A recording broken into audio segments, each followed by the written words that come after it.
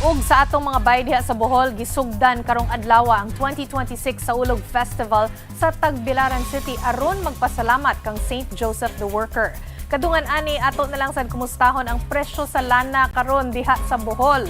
Para sa dugang detalye atong makauban si One News correspondent Dale Israel live gikan sa Tagbilaran City. Dale, bay, kumusta atong pista diha sa Bohol?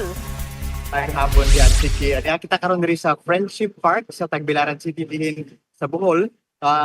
Kung nangandam na ang lungsod sa Tagbilaran sa Yano, pagsaulog sa pagkahigalay, pagkagiusa, inaagit sa paglungsod sa Saulog Tagbilaran 2026 dungan sa pag-inumdum pod sa ika-461th anniversary sa Blood Compact o Sandugo sa Bohol. Akong pangitabo kini sa Bohol tungod kay giila kini nga unang treaty sa nasod talinira sa Katuna o sa Espanyol nga si Governor General nga si Miguel Lopez de Legazpi. Pangunahan kini ni Tagbilaran City Mayor Jane Yap pinaagi sa mga sa kali laying o paghalad sa mga bulak. Napuno ang Friendship Park karon diri sa Bohol sa mga residente nga nagulat sa programa nga giandam sa nagkalain-lain nga mga eskwelahan. Sumala ka Mayor Yap, importante ang pagpreserbar sa cultural o panalundon ug ang pagpalikon sa inisyatiba sa turismo sa probinsya. Ipailaw sa bunya ang mga kandidato sa Mutya sa Tagbilaran 2026 ug ang mga moapil sa Saulog Festival King and Queen.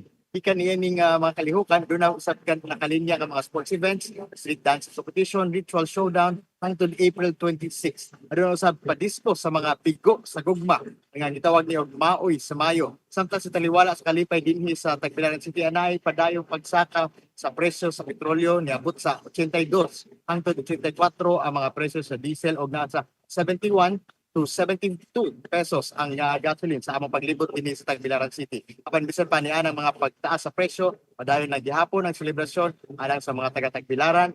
Yung gani nila sa matag adlaw adunay pista sa kalungsod o dinhi sa Bohol sa tibok bulan sa Mayo. Balik kanimo, Chiki. Daghang kayong salamat bay sa imong report. Mao na si Dale Israel gikan sa One News Cebu.